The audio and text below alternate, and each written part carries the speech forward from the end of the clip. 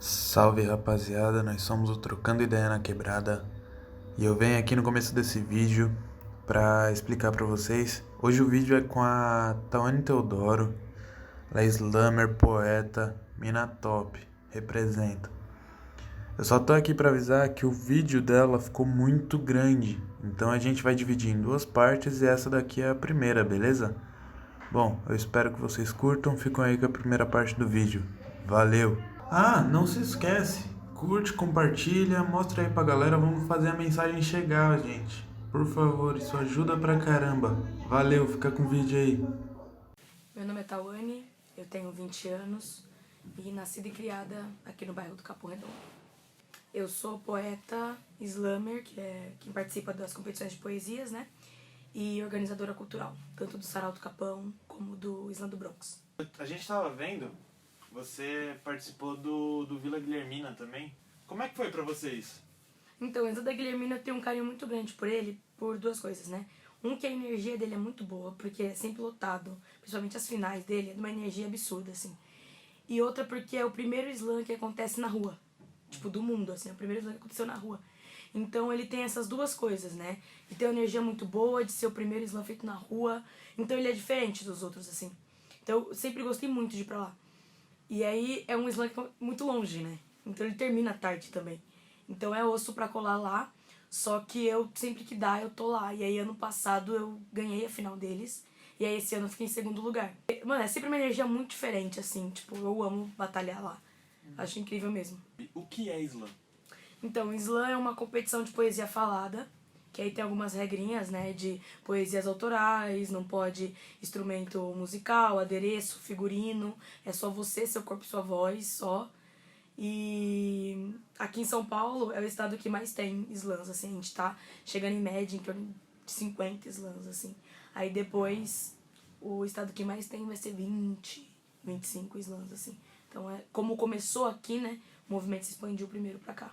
Como que você conheceu essa cultura, como que a poesia entrou na sua vida, né? Pra aí sim você participar de slam, fazer parte da organização ou da criação do Sarau Capão. Conta pra gente como você teve acesso a isso. Então, foi através do Cursinho Popular Carolina de Jesus. Quando eu entrei lá em 2016, eles, além de ser um cursinho pré-vestibular, eles também são um movimento social. Então, eles têm muito contato mesmo com a poesia marginal e outros tipos de cultura de rua. E aí, eu tinha um professor que ele passou como lição de casa pra gente escrever uma poesia, assim. E aí, teve todo aquele processo de eu falar que eu não era poeta e que não sei o que, dele ficar no meu pé, tipo, mano, vamos, tenta escrever esse texto. E ele fazia isso, tipo, com todo mundo, assim, sabe? Tipo, vamos, tenta, não sei o que. E aí, quando eu tentei mesmo, eu fiquei um tempo tentando. Ele pediu pra me entregar no sábado seguinte, eu demorei um mês pra fazer a poesia. E aí, mas quando eu entreguei pra ele, assim, eu senti algo muito libertador, assim. E aí, quando eu entreguei pra ele, ele falou assim, ó, agora vamos pra segunda parte, vamos recitar isso aí? E aí, eu ainda fui mais resistente ainda pra recitar, demorei um tempo. Mas chegou um momento que foi, assim, eu consegui recitar. E aí, através disso, que eu não parei mais, assim, sabe? Tipo, achei muito... Pareceu que eu tinha tirado um peso das minhas costas, assim, quando eu recitei pela primeira vez. E aí eu recitei pela primeira vez no sarau do cursinho. E aí depois eu comecei a frequentar os slams. Aí em agosto de 2016 eu batalhei pela primeira vez no slam, que foi o Slam das Minas. E aí a partir daí, tipo, eu batalho 3, 4 slams por mês, assim, levemente viciada em slam mesmo. Como que é pra você hoje fazer as rimas? Então, eu acho que conforme vai passando o tempo, vai mudando o significado. Tipo, no começo era simplesmente assim, ah, mano, é legal fazer poesia. Eu percebi que eu sei fazer isso. Eu percebi que isso também é poesia. Porque sempre ensinam a gente que poesia é aquela coisa muito distante da gente, né? Com palavras muito rebuscadas, que só pessoas de alta classe vai conseguir fazer. E aí eu percebi que eu também conseguia fazer aquilo. No começo era apenas, ah, eu vou desabafar aqui no papel e quando eu recito eu me sinto bem. Então era uma coisa muito individual, no começo. O tempo foi passando e aí tanto quando o meu vídeo estourou na internet, como eu indo em muitos slams, eu percebi como a palavra tem peso. Então aí passou do individual pra me entender que já era algo coletivo. Que eu tava soltando a voz ali, eu tava desabafando, mas tinham pessoas escutando aquilo e usando aquilo pra vida delas. Também, assim, de se reconhecer, de mudar opiniões e tudo mais. Então ali eu percebi que saiu do individual e foi pro coletivo. Isso, sei lá, na metade da minha carreira. Eu tenho 3 anos de poesia. E aí ali foi a metade da minha carreira. Aí dessa metade pra cá, além de ver essa coisa coletiva, eu vejo tanto, não só a poesia, mas como a cultura de rua mesmo, de maneira geral, né, hip hop de maneira geral, como a gente pode salvar vidas. E aí a gente entra em outro contexto, porque aí é um peso grande, sabe? É uma responsabilidade grande. Então eu saí de, é legal escrever, pra uma baita de uma responsabilidade nas costas, sabe? Hoje eu sou poeta formadora de 8 escolas pelo Interescolar. Então, assim, é um projeto no qual eu vou nas escolas e eu faço uma oficina e depois eu produzo um slam junto com a escola. E aí é o slam da Guilhermina que tá puxando esse projeto também do Interescolar, né? Sou eu, poeta formador, e mais 9, se eu não me engano. Então a gente tá nesse corre. E aí, então, a gente tá levando poesia para essas crianças, a gente tá mudando visões. Então, a partir desse meio pra cá, eu já vi como ela tem um peso mesmo, assim. E não é só o peso das palavras, sabe? Tem um peso em tá tocando isso. Mas é um peso que ao mesmo tempo é leve. Não sei explicar muito bem. Mas é um peso que ao mesmo tempo é leve, porque eu amo fazer isso, sabe? Mas sabendo da responsabilidade que eu tenho em cima disso. Eu vejo nas letras, nas suas letras, que você busca bastante falar sobre o empoderamento feminino, falar sobre o feminismo, que em uma dos seus textos você até brinca, que não devia estar falando de feminismo, né? Que isso já deveria ser ter uma consciência da sociedade, mas sim, na sociedade que a gente vive hoje, vocês precisam brigar por isso todo dia. E em cima desses textos seus, você acaba influenciando e ajudando muitas pessoas. Como que é isso pra você? Então, no começo eu me assustei muito com isso. Tanto eu quanto a minha família, assim, te assustou bastante. Porque aí eu comecei a receber umas mensagens, que aí foi quando eu vi, né, que eu falei, que eu vi o peso das palavras e tudo mais. E aí quando eu descobri isso, eu falei, gente, mas assim, eu tô influenciando pessoas. E agora? Eu só queria escrever.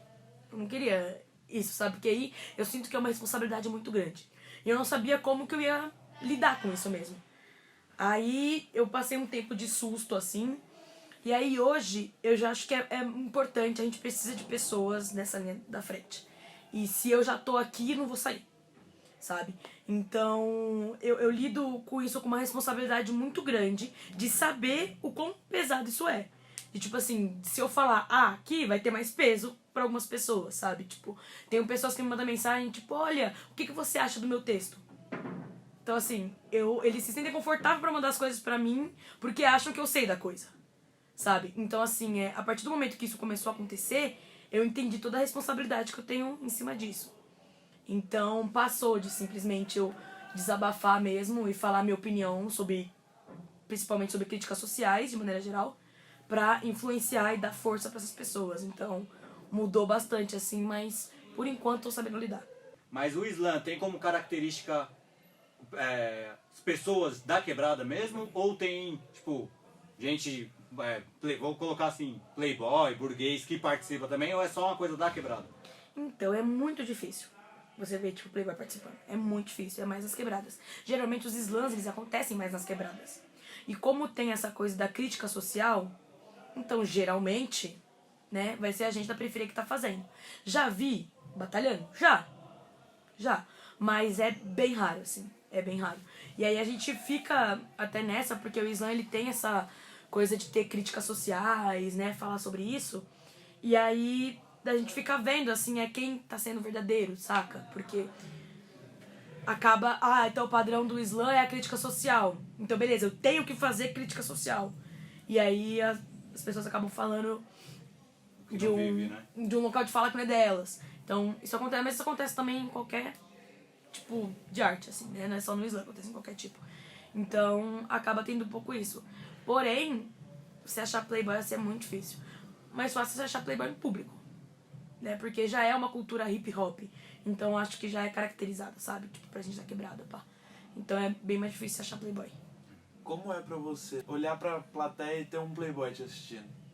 Olha, é muito louco, porque no começo eu ficava muito medindo as minhas poesias.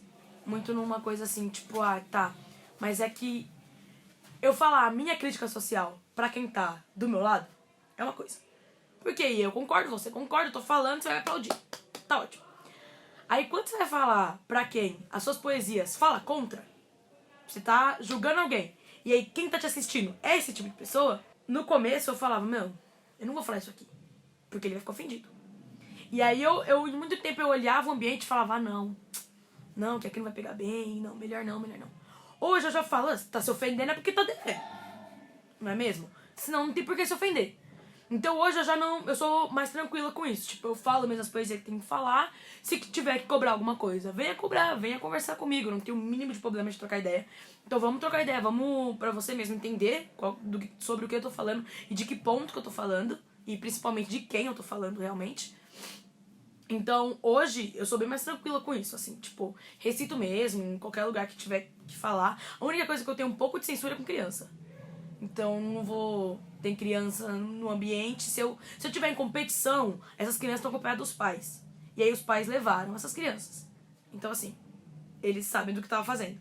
Agora, se eu tiver em ambiente como escola, por exemplo, aí eu já corto palavrão, corto algumas coisas assim, sabe? Aí nesse nível tem um pouco de censura. Agora, do jeito que eu tô fazendo crítica, não mais, assim, hoje já é bem mais tranquilo, porque eu já entendi essa coisa que eu falei mesmo, sabe? Se não tá devendo, não tem por que se ofender. Se ofendeu, por que tá se ofendendo, sabe? Faz sentido. Uma coisa que eu vi também é que eu vi vários vídeos seus e vi que você trabalha em parceria também. E eu vi um dos vídeos, uma sintonia muito boa, que é você e a GG Campos. Como que é essa parceria de vocês e onde você se sente mais à vontade? No solo ou em dupla, no caso? Foi esse vídeo que eu vi. Então, a Jéssica, a gente tem um negócio muito louco, porque a Jéssica ela começou a escrever junto comigo. Então, nesse cursinho, quando eu comecei a escrever, ela já escrevia. E aí, então, esse professor que falou, vamos escrever, não sei o quê, eu lembro que na época que eu tava escrevendo, ele tava passando nas salas mostrando os textos da Jéssica. Então, desde ali, a gente pegou uma coletividade, porque ela foi me ajudando também. Tipo, mano, vamos escrever. Tanto que a primeira vez que eu recitei, eu falei um texto que foi com ela. A gente fez outro texto e a gente falou esse texto junto. E aí, desde aí, a gente vem, tipo... Ela é minha melhor amiga hoje, então a gente tem um contato muito forte. Então a gente tem essa sintonia, né? Pra, tipo, por exemplo, recitar junto. E aí a gente começou a organizar o sarau junto. E a gente trabalha hoje junto, em parceria, recitando em dupla e tudo mais. E aí o Islanda Guilhermina também organiza esse... Que foi o vídeo, né? Estética das periferias. Que é o Slam em dupla. E aí foi um processo muito louco, porque é de ensaio mesmo, né? Então a gente ensaiava uma vez por semana, de ir uma na casa da outra, e ensaiar as poesias nossas e tal. E é uma coisa que sai do comum. Então tudo que sai do comum ali, que a gente tem que ensaiar, a gente tem que se reinventar mesmo, eu acho muito da hora. Então é muito bom, assim, fazer todo esse processo. Principalmente com a Jéssica, que é minha melhor amiga. Então, tipo, ficou muito mais fácil de planejar isso. Agora, como que eu me sinto mais confiante... Eu não sei, acho que com os dois, na verdade, assim, acho que com os dois. Eu acho que recitar em dupla é um processo muito louco, porque sai do comum, né? E fica mais forte, assim, né? A plateia recebe de um jeito completamente diferente. Então teve textos meus, assim, que eu não achava tão forte, a gente recitou junto, eu falei, caraca, é forte sim. Então dá pra mandar, assim. Então eu acho que se torna mais forte, mas pra competição ali, né? E aí, no individual também, como tem aquela coisa do desabafo e tudo mais... eu acho que em dupla acaba sendo mais, tipo, atinge as outras pessoas de uma forma mais forte, mas no individual o desabafo sai melhor. Então, eu acho que os dois são importantes, assim, na real.